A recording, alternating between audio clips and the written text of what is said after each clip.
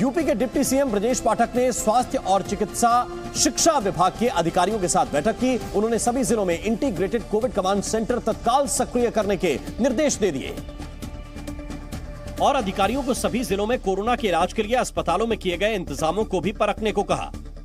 कई स्तर पर हमारी बड़ी बैठकें हो चुकी हैं और हर जिले में मुख्य चिकित्सा अधिकारी, जिलाधिकारी सहित उनकी टीम को सतर्क रहने के लिए कहा है। लखनऊ के सिविल अस्पताल में कोरोना संक्रमित मरीजों के लिए अलग से वार्ड आरक्षित किए गए हैं। कोरोना मरीजों के लिए ऑक्सीजन की भी पर्याप्त व्यवस्था की गई है।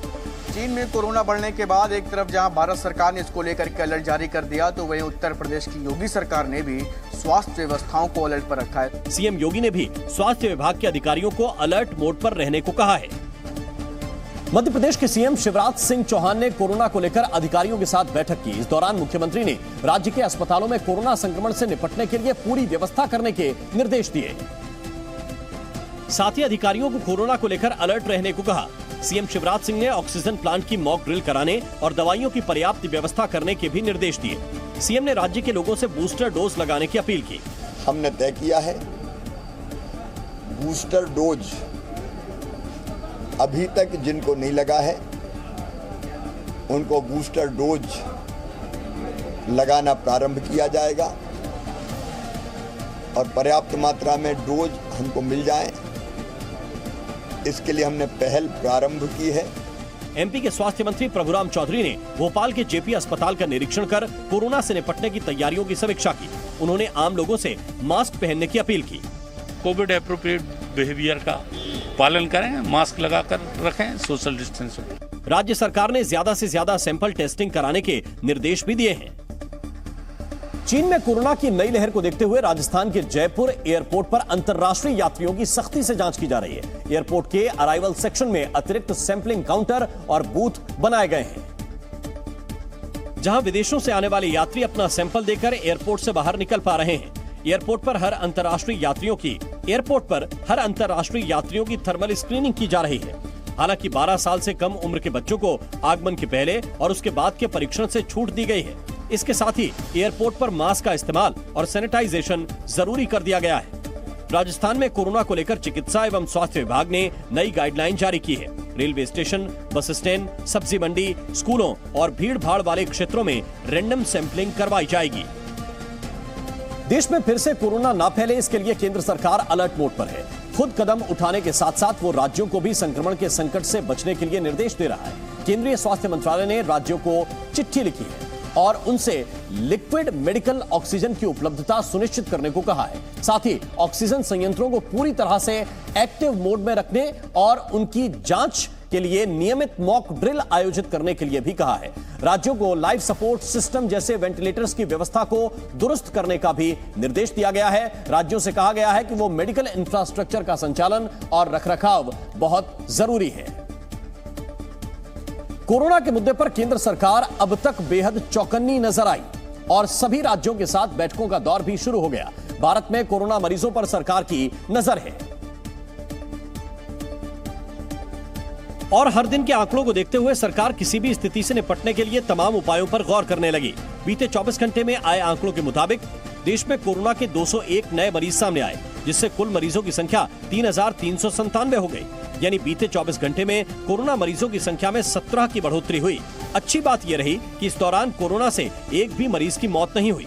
देश में कोरोना इन्फेक्शन की पॉजिटिविटी रेट 0.14% है, यानी इन्फेक्शन रेट में गिरावट हुई है। भारत के लिए अच्छी खबर ये भी है कि देश के 4 राज्यों में कोरोना का एक भी मरीज नहीं है और सभी केंद्र शासित प्रदेश कोरोना से मुक्त हैं। इस बीच कोरोना के खतरे को देखते हुए एम्स ने अपने कर्मचारियों के लिए कुछ दिशा निर्देश जारी किए हैं, जिसके मुताबिक कर्मचारियों को मास्क और सैनिटाइजर के इस्तेमाल को कहा गया और अस्पताल में एक जगह 5 से ज्यादा लोगों को जमा नहीं होने देने के निर्देश दिए गए।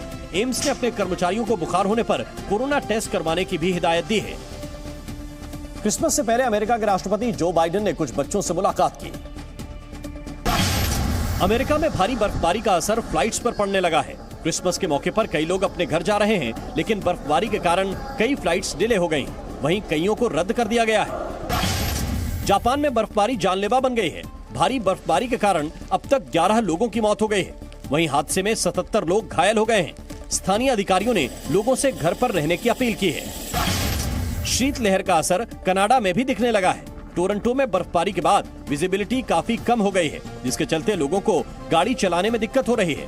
हालातों को देखते हुए मौसम विभाग ने अलर्ट जारी कर दिया है।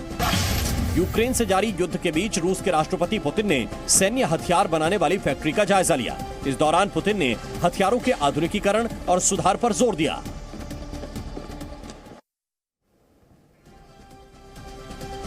मथुरा के श्री कृष्ण जन्मभूमि और शाही ईदगाह विवाद में विवादित स्थल का सर्वे कराया जाएगा। जिला अदालत ने आज हिंदू सेना की याचिका पर अमीन से सर्वे कराने का आदेश दिया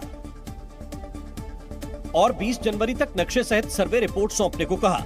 सिविल जज सीनियर डिवीजन तृतीय सोनिका वर्मा की अदालत ने सभी प्रतिवादियों को नोटिस तामील कराने का आदेश भी दिया। सर्वे का काम 2 जनवरी से शुरू होगा। अमीन महोदय को निर्देशित कर दिया गया है कि मौके पर जाकर सारी चीजों की यथास्थिति जो भी मौके पर लाकर माननीय न्यायालय के समक्ष रखें, जिससे कि उसमें आगे भविष्य में किसी का कोई निर्माण या किसी चीज की नहीं हो, विवाद की स्थिति उत्पन्न न हो। दरअसल हिंदू पक्ष का दावा है कि श्री कृष्ण जन्म स्थान की 13.37 एकड़ जमीन पर औरंगजेब ने मंदिर तोड़कर ईदगाह मस्जिद बनवाई थी। हिंदू पक्ष ने 1968 में श्री कृष्ण जन्म स्थान सेवा संघ और शाही ईदगाह के बीच हुए समझौते को भी अवैध बताते हुए निरस्त किए जाने की मांग की है। अब अदालत ने सर्वे कराने का आदेश दिया है, जिसका विश्व हिंदू परिषद ने स्वागत किया है। ऐसा ही आदेश वाराणसी में हुआ था। उसको इंतजामिया कमेटी ने चुनौती दी थी हाई कोर्ट में, चुनौती निरस्त हुई थी। सुप्रीम कोर्ट में इंतजामिया कमेटी गई थी, सुप्रीम कोर्ट ने स्टे नहीं किया था, सर्वे हो गया। हमें उम्मीद है कि यहाँ पर भी यह सर्वे अब संपन्न हो जाए। कोर्ट के आदेश के बाद वाराणसी के ज्ञानवापी परिसर की तरह अब मथुरा में भी विवादित स्थल का सर्वे होगा। हिंदू पक्ष की दलील के बाद श्री कृष्ण जन्मभूमि और शाही ईदगाह विवाद में जिला कोर्ट ने बड़ा आदेश दिया। दरअसल पूरा विवाद मथुरा में 13.37 एकड़ जमीन को लेकर है, जिसमें करीब 11 एकड़ पर श्री कृष्ण जन्म स्थान मंदिर है, जबकि 2.37 एकड़ पर शाही ईदगाह मस्जिद है। हिंदू पक्ष ने अपनी याचिका में ईदगाह मस्जिद को हटाकर जमीन हिंदू पक्ष को देने की मांग की और दावा किया कि 13.37 एकड़ जमीन पर बने मंदिर को तोड़कर औरंगजेब ने मस्जिद बनवाई और शाही ईदगाह में स्वास्तिक का चिन्ह मंदिर होने के प्रतीक के साथ मस्जिद के नीचे भगवान का गर्भगृह है। हिंदू पक्ष ने 1968 में जमीन को लेकर हुए समझौते को भी रद्द करने की मांग की।